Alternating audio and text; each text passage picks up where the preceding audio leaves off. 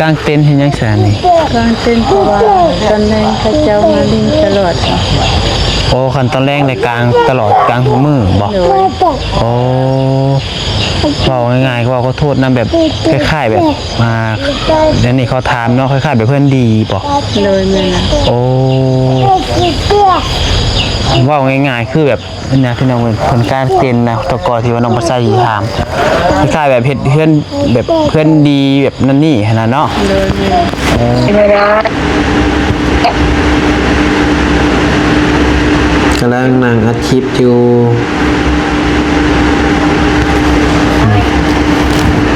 อัดคลิป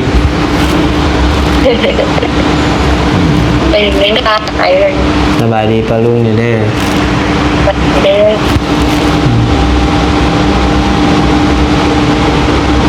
สัญญาณกับบดีพี่น้องเลยเนาะโอ้ยโทรมาแสงคิดฮอดบ่ที่ห้องอยู่เด้เราจะโทรมาเลยครับกลับไม่ได้ฮะจะกลับไม่ได้โทรศัพท์จะนะผิดเนาะมันบ่อยากได้ยินได้มันบอกสัญญาณเจ้านี่อยากขาดมันหาย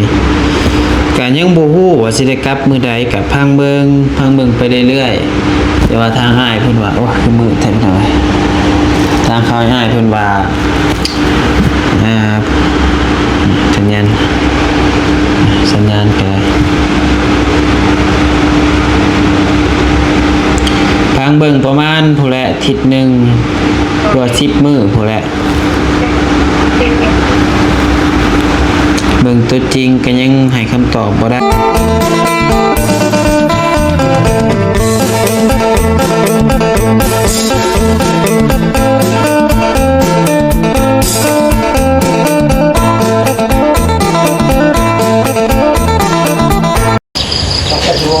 พี่น้องนี่เนาะมาเปิดภาพมาตอนค่อยคำลงแรงพี่น้องเนาะไม้ตัวหนึ่งแบตเบิดไปจากนั้นอยู่ทางสะพอนเพิ่นง่ายงัวบ่เอามาส้นลูกได้โอ้ยพี่น้องเนาะลูกก็อยากเอางัวก็อยากง่ายอยากปลูกพี่น้องเลยโอ้ยส้นก้นแล้วเลยฮะอันนี้บ่งัวที่ว่าซื้อไว้นะเอาพี่น้องเลยเนาะงัวผูบ่นี่ตัวผูบ่ตัวแม่มันม่านบ่โอ้2ตัวเนาะเอาวงมาเกยเอามาผูกไว้ทีติอันนี้นี่เฮือนไปซะเพื่อนคนชื่อจีนฮะจีนเฮือนเจนโอ้กำลังไปไงงัวผูกงัวเลยแต่จะภาพก็จะมัวมืดๆเนี่ยพี่น้องเนาะจับเลยบ่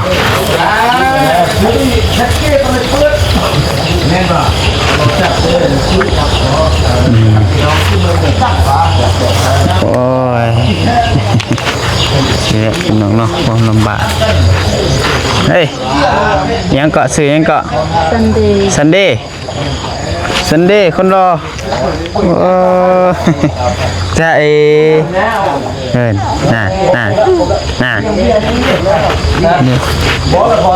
สบายดีป้าลุงไว้น่า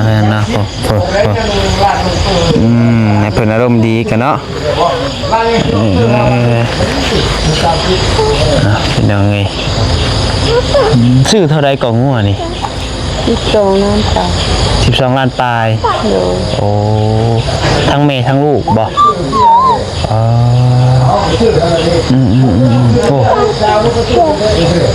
2 ล้านปลายยังไงโอเคใส่คนที่ไปใส่ได้ทางนั้นเนาะพากันกินข้าวกินน้ำแล้วบ่ตอนแรกน้ำมันกินข้าวแรงซ้ำได้ยังมื้อนี้มีเมนูเลยบ่แม่เฮ็ดปลา เอา ปลามาเฮ็ดกิน ซื้อปลามาเฮ็ดกินเพิ่นกางเต็นท์เฮ็ดหยังซะนี่ การเป็นเพราะว่าตอนนั้นเขาเจ้ามาลิงตลอด โอ้คันตอนแรกในกลางตลอดกลางทุกมื้อบ่ โดย โอ้เว้าง่ายๆก็ว่าขอโทษนำแบบคล้ายๆแบบเดี๋ยวนี้เขาถามเนาะคล้ายๆแบบเพื่อนดีบ่ โดยแม่น่ะ โอ้เว้าง่ายๆคือแบบนะพี่น้องเพิ่นกางเต็นท์นะตะกอที่ว่าน้องภาษาอีถามคล้ายๆแบบเฮ็ดเพื่อนแบบเพื่อนดีแบบนั่นนี่หั่นน่ะเนาะ โดยแม่เพราะว่ามีแต่พี่น้องหมด แบบมา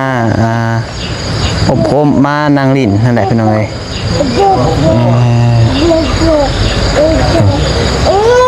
โอ้ยเป็นลูกนี่แหละพี่น้องเนาะอเล็กไงซะ อเล็กก็ลิงน้ำหมู อเล็กคือดินแต่ว่าอเล็กก็สิไข่แน่เนาะคนน้องเพิ่นใหญ่แหละพี่น้องเอ้ยจักควมแหมเข้าโรงเรียนอยู่บ่สาเล็ก แม่ ปอได้แล้ว ตอนนั้น ปหนึ่ง เลย โอเคโอเค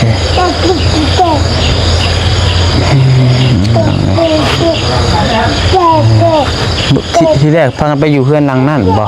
เลยแม่น่ะ แต่จูบ่ได้ เพราะว่าก็อยู่ได้เพราะว่ากลัวเป็นเงินหลานอีพ่ออีแม่บ่อยากให้อยู่คนเดียวนะยันแบบว่ามีคนบ่ดีเป็น เพราะอันชื่อเจ้ากินนี่ฮะนะชื่อเจ้าพากันลงไปพุ่นบ่ โดย แต่เด็กขึ้นมาพี่ฮะนะ โดยมันมียุงหลายคน ยุ่งร้ายแห้ง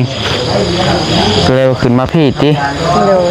แมนอยู่เพิ่นเอ้ยเพราะว่าที่แรกว่าสิพากันลงไปพุ่นพี่น้องเนาะแต่ว่ามันยามฝนเนี่ยเนาะน้องบัดใจค่ะคือผู้ใหญ่ก็ลงไปก็ยังพบเลยแจะไปทำก็เฮ็ดอุ้มนี่แลไปบ่มื้อนี้ภาพที่หลายๆคนเห็นเลยทีกับงัวบ่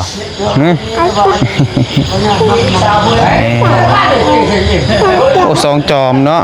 โดย โอ้คุณสองจอมพี่น้อง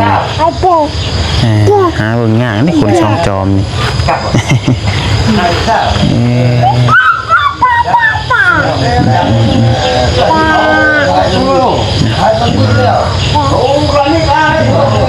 คุณมาลินแบบนี้ตอนแรกเลยมาทุกมือเลยโอ้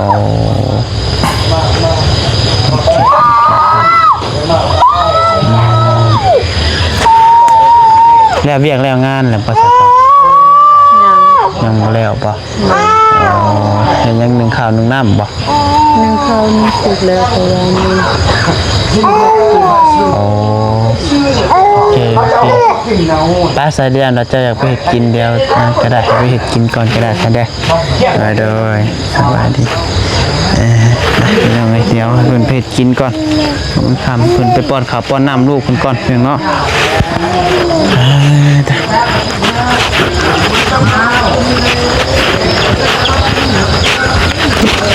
โอ้ยพี่น้องคำมืดมาแล้วก็มากนี่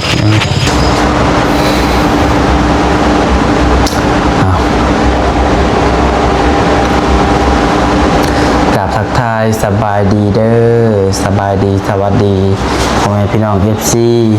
เบิร์ดสุขูสุคนเบิร์ดสมองสุบอลหัวซิวฝั่งลาวฝั่งไทยหรือว่าอยู่ทางต่างประเทศเนาะก็ยินดีต้อนรับเข้าสู่ช่องสายกกสายบุญอีกแล้วพี่น้องเอ้ยมาต่อกันอยู่หลังจากที่ว่ามาแต่เฮือนสาวพรหลังจากที่เป็นใหญ่งัวใหญ่ควายแล้วผมใส่กระถายนิดนึงพี่น้องเอ้ยเนาะเพราะมันมืดมันยังแน่พี่น้องเอ้ยมันถ่ายยากเลยมาต่ออยู่ห้องพี่น้องเนาะมียังว่ามันรวมกันนิดนึงผมก็อยากฟูๆพี่น้องเนาะหากระสะหัวใหม่พี่น้องเอ้ยผมยาวแห้งเลยเดี๋ยวกลับเมื่อก่อนจะไปหาตัดออกพี่น้องเนาะที่โจรนี่ยาวอะไรก็ได้พี่น้องเนาะอันนี้เราบัดไส้ก็อยู่ห้องพี่น้องอยู่กับ บ่ยากแต่เพิ่นออกไปซื้อเครื่องเพิ่นกินนี่ออกไปซื้อแนวจะสะหอกสะหัวเพิ่น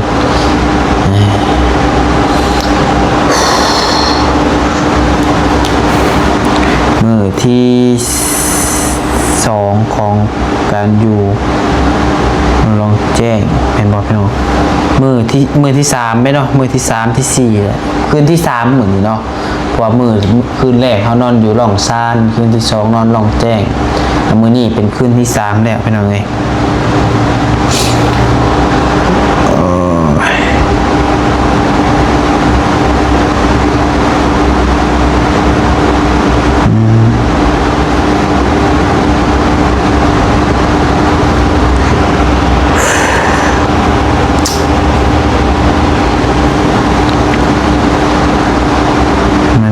สาวพ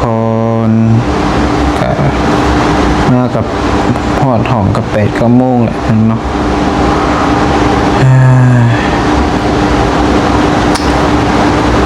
พากันซื้อข้าวกล่องมากินกับเบาเน่าพี่น้องเนาะกล่องนึง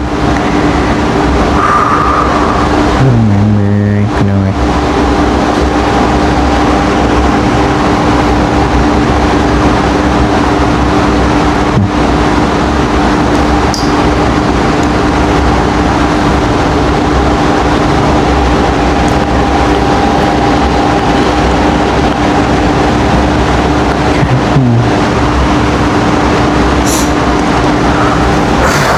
สิว่าได้พี่น้องเนาะนี่ก็ไปเยี่ยมทางสาวปิ่นและก็ทางสาวพรนั่นแหละพี่น้องเนาะก็อีต้นพี่น้องเอ้ยโอ้ยจักสิว่าแบบสุดแต่อีต้นน่ะคือทางสาวปิ่นครอบครัวสาวปิ่นนี่ก็เมียท้องตั้งท้อง3 เดือนพี่น้องเนาะลูกน้อยเราก็2 ปีปลายตั้งท้อง3 เดือนรอถ่าผัวใจจดใจจ่อภาษีกลับมามือใดนั่นแหละพี่น้องเนาะกลับมาออกมาจะทำมือใดเพิ่นก็มีความหวังนั่นแหละพี่น้องเอ้ยแล้ววันนี้ทางน้องปัดไซกับบ่อเตียงเขาไปสัมภาษณ์เพิ่นรอบค่ำสัมภาษณ์พ่อเพิ่นพี่น้องเอ้ยก็ทางพ่อผู้ที่ว่าผัวสาวจะปิ่นนะพี่น้องก็ชุบพอเราก็เฒ่าแห้งแล้วเราสุพังว่าเราขึ้นไปล่อถ่าลูกเล่าขึ้นไปห้องลูกเล่าอยู่ทำห้องลูกชายเล่าอะไรพี่น้องเนาะ80 ปลายปีขึ้นไปผู้ปีนพาไปนำหาลูกเอื้อนหาลูกพี่น้องเลยแล้วก็ว่าโอ้ยถอดใจแหละพี่น้องเนาะก็คือสีบึดความหวังเราสันจ้าพี่น้องเลยมืดหวังแล้วเราโอ้ยน้ำมันใจแกชุดเตยตนพี่น้องผู้เป็นพ่อเข้าใจเลยเข้าใจหัวอกพี่น้องเนาะถึงว่าน้องบัดไซที่นี่ยังบ่เคยมีลูกก็เข้าใจพี่น้องเข้าใจหัวอกผู้เป็นพ่อเป็นแม่น้องผู้เป็นเมียเนาะแบบรอคอยถ่าลูกชายถ่าผัวกลับบ้านกับเพื่อนนี่ก็ครบรอบ1 เดือนนี่เด้พี่น้องเนาะคือครอบครัวสาวปิ่นสาวพรนะกะอันนั้นก็อีกต้นคือการเพียงน้อยให้เพื่อนกับผูกพังเบิดได้เพียงน้อยลูกกะซ่อเพียงน้อยลูกเราก็ได้ลูกน้อยเบิด2แต่ว่าผู้หนึ่งหากะใหญ่นี่กะบ่ซ่อปานใดเพียงน้อยแต่ว่าผู้ที่ซ่อก็คือลูกผู้น้อยแล้วหันผู้8 เดือนปลาย9 เดือนปลายนะอย่างนี้เราว่าตั้งแต่พอเพิ่นผู้ว่าพอออกมาบ่ได้ก็เทียบแต่สอให้เนาะว่าทางพ่อปู่สาวพรมันก็ว่าร้านพิธามบึงต้นมะขามมาเพิ่นว่าเพิ่นกลางเต็นท์แบบคล้ายๆแบบทำใจแหละทำใจแบบพอฮู้ชะตากรรมนาว่ามันคือสิเพิ่นคือสิออกมาบ่ได้แหละน้องคล้ายๆว่าเพิ่นจัดงานเพิ่นเดินในรายงานแบบว่าบ้านเฮาแบบกินท่านเนาะคือว่าอบอุ่นพี่น้องเนาะนางอุ่นนางยังกันแบบมันก็มีคนมางั้นมายังหั่นน่ะพี่น้องเอ้ยมันก็ทำใจแหละพี่น้องเอ้ย ยตัวนี้สิว่าได้เนาะคือทางทีมงานนี่ก็ว่าสีซอยเนาะก็สั่งจักสิซอยได้สำใดเนาะก็คุยกันกับทางเขาให้อ้ายเพิ่นทางเขาให้เตียงทางเขาบอกยาวทีมงานสบิลโทรมาเลยกินฮอดบ่เด้อโล ได้ โล โลก็ มีเงินอยู่มาจังได้ ใช่ไหมล่ะ กำลังนั่งอัดคลิปอยู่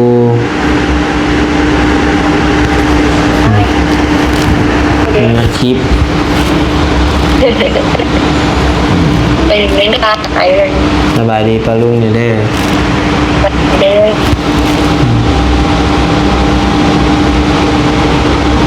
สัญญาณก็บ่ดีพี่น้องเอ้ยเนาะ โอ้ยโทรมาแสงคิดฮอดบ่ ที่ห้องอยู่เนี่ยเราจะโทรมาเลยครับ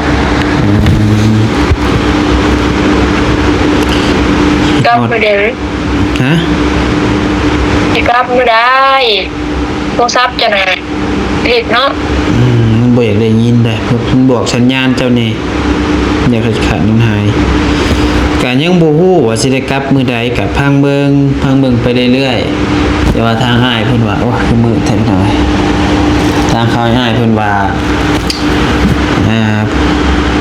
สัญญาณไปพังเบิ่งประมาณผู้ละอาทิตย์หนึงตัว10มื้อผู้ละเบิ่งตัวจริงก็ยังให้คำตอบบ่ได้เบิ่งเวียกเบิ่งงานท่านนี้ก่อน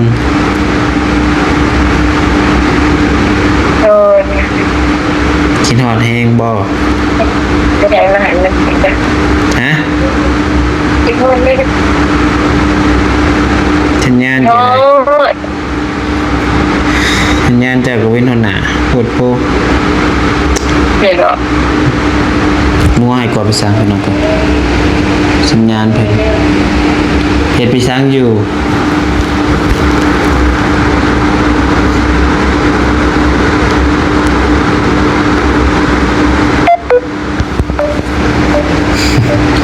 สัญญาณเฮือนซาเบลเพียงเนาะมัน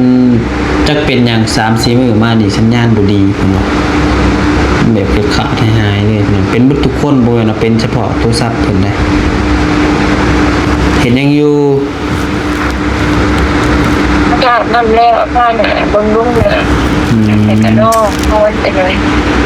มันข่าวเลยบ่ แม่ไปเจอที่เขาแล้ว กินแล้วได้ยังกิน อีแม่เราเอาเฟอร์มันหน่อยไปนี่เดี๋ยวไอ้นี่กินเฟอร์ลาวเอาหน่อย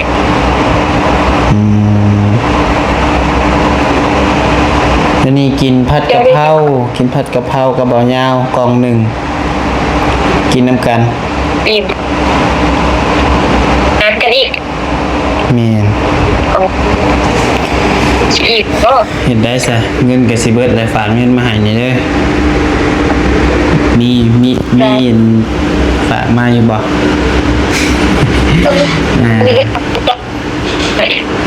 หาย2 ล้านมื้อนั้นก็ยังแต่ซื้อมัน ไปซื้อ จมยังจมยัง จมเพิ่นสิแล เอ้าคิดว่าจะ ชิบเลย มาดีป่ะมาดีป่ะสิดีเด้อ เฮ้ย ตัวนี้ว่าเลย ก็สิยืมน้ำเจ้ากะยังจมบ่มีคือกันสิยืมน้ำอ้ายน้ำนุ่งกะไผกับพ่อผู้ไวพี่น้องเนาะสิว่าสอดก็บ่แม่นสอดเป็นหยังใหม่ มูมี่ คือกระเป๋านี่แบบอ๋อโธ่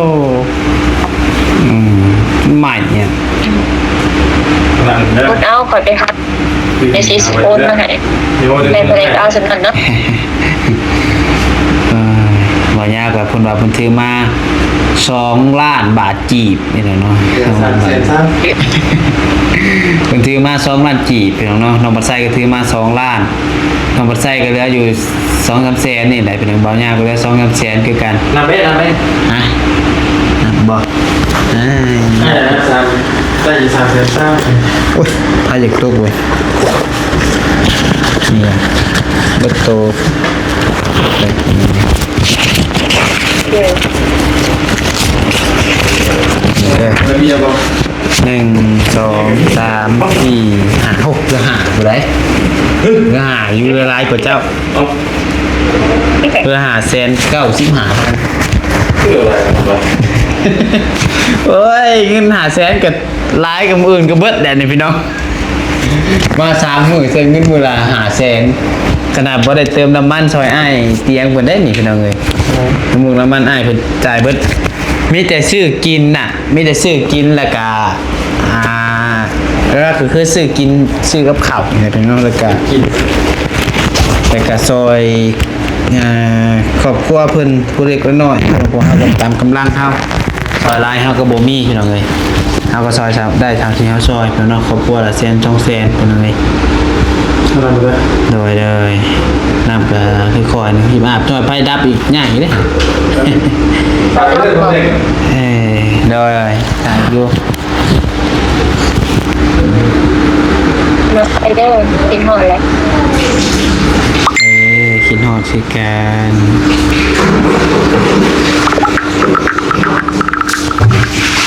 เข้าไปก่อนฮะ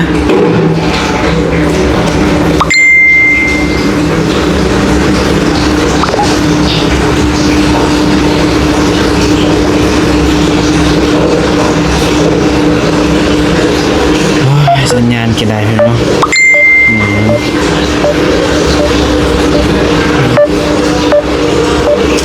เอาพี่น้องเนาะคลิปนี้ก็บ่มีหยังหลายพี่น้องเอ้ย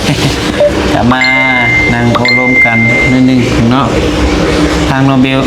พิ่นโทรมาเพิ่นว่าคิดฮอดจังให้กลับไปไว้แน่เพิ่นว่าพี่น้องเนาะ กลับไว้จังได้เนาะบัดอยู่นํกันบ่ผิดกันได้พี่น้องเนาะเป็นคือกันอยู่บ่จักอ่ะ ไม่ได้รักครูไฟป่ะ อยู่ไกลนี่พี่ก็ ฮะอยู่ไกลกับพี่นี่อยู่ไกลกันอยู่ไกลเลยคิดฮอดกันกันอยู่ใกล้แต่พิษกันตีกันแต่ละมือพี่น้องเลยก็เวลาเราพิษกันนายแห้งแบบกับแบบก็ตามผู้บ่าวผู้สาวอะไรพี่น้องก็จะออกกันไปมาอะไรจะเครียดกันอยู่ไกลห่างไกลกันไปกะคิดฮอดกันพี่น้องเนาะเรื่องธรรมดาเอาพี่น้องเนาะมาจมให้ซีฟังหน่อยหนึงพี่น้องเลยคือบางคน FC เพิ่นถามมาว่าค่าห้องเช่ามื้อเท่าใดเพิ่นว่ามื้อคืนละ200,000พี่น้องเนาะแต่ว่าทางน้องบัดไซกับเบาเหยาวนี่นอนนํกันพี่น้องเอ้ยก็หารกันพี่น้องเนาะหารกันกับคนละ100,000มื้อหนึงพี่น้องเอ้ยกับข้าวกับน้ำก็บางทีก็น้องบัดไซจ่ายบางทีก็หารกันกับเบาเหยาวแต่ว่าหลักๆก็ครับให้เตียงจ่ายพี่น้องเอ้ยเนาะจนอ้ายเพิ่นจ่ายก็จนเกรงใจผู้แหละพี่น้องเนาะเพราะว่าทางน้องบัดไซกระจายอยู่พี่น้องเอ้ยแต่ว่าทางหลักๆเลยก็คือทางไอเตียงพี่น้องเนาะไอเตียงเพิ่นเลี้ยงพี่น้องเขาวน้ำแต่ราคาแล้วก็หลักๆเลยก็คือน้ำมันพี่น้องเนาะน้ำมันรถง่ายเพิ่นบ่ได้ให้จ่ายน้ำเลยมันจะเพิ่นเนาะเบิดผู้เดียวเลยพี่น้องเอ้ยเดี๋ยวค่อยอัดคลิปก่อนเดี๋ยวโทรกลับเด้อคิดฮอดคือกันเดี๋ยวพังเบิ่งแลอีกพังเบิ่งอีกทิศนึงคันว่าบ่มีหยังผิดพลาดก็สิกลับไว้อยู่ ถูได้มันเรียนกัน จ้าเพราะว่าทางสเบลเพิ่นก็ไปขายเครื่องซอยเมนน้องบัดไซพี่น้องมาเพิ่นเอาให้แล้วบ่ ในแล้วมัน ให้เท่าใด ทางเท ครับ ทางมัน 300,000ไป2มื้อได้300,000ค่าน้ำมันต่างหากอีก ต้องทางอันนี้ต้องเจอร้าน ไปข ขายเครื่องซอยเมียาเป็นยังไงเนาะตัวเมน้องปัดไส้อะไรเพิ่นหายมือละแสนปลาย100,000บ่มือละแสนเป็นยังไงเพจไปซ้ำซาน้องปัดไส้กลับบ้านเพื่อไปถ่ายคลิปกันอีกเพียงเนาะเพราะว่าพอได้ซื้อเครื่องสำอางเพิ่นนั่นแหละเป็นยังไงใครก็อยู่เฮือนลาดก็บ่มีแนวเฮ็ดพี่น้องเนาะไปเดี๋ยวสำหรับคลิปนี้พี่น้องเนาะก็บ่มีหยังหลายเด้อพี่น้องเด้อจังไดก็ฝากเป็นกำลังใจทางน้องปัดไส้แน่พี่น้องเนาะถามว่าผิดพลาดประการใดก็ขอโทษขออภัยนำหลายๆขอบคุณพ่อแม่พี่น้อง FC